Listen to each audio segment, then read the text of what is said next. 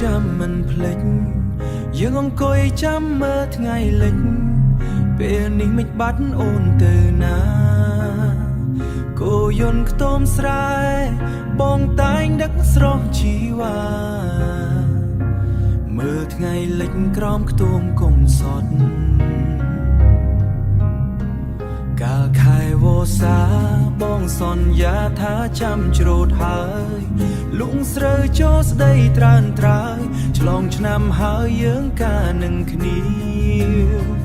ដល់ពេលច្រូតរួចម្ដាយអូនព្រមលើកឲ្យទៅគេបងបានត្រឹមតែយំស្ដាយជីវ៉ាភ្លេងការរងំបងយំឈរក្បែរបងសំលឹងមើលស្រស់នួនល្អអូនក្រាបការជាមួយគេពេលចាក់ទុំចងដៃបងស្ទឹកសៃយំស្ដាយមាសមេបងបានត្រឹមតែចងដៃត្រើត្រើ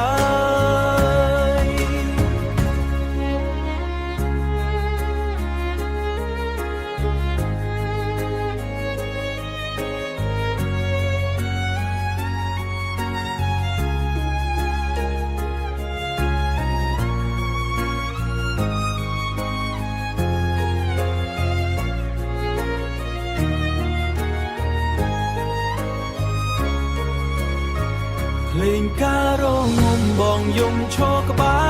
របងសំលឹងមើលស្រស់នួនល្អអូនក្រាបការជាមួយគេពេលចាក់ទុំចងដៃបងស្ទឹកសៃយំស្ដាយមាសមេបងបានត្រឹមតែចងដៃត្រើត្រើយអូនរៀបការហើយសូមអូនបានសុខទោះបងត្រូវរស់អបទុក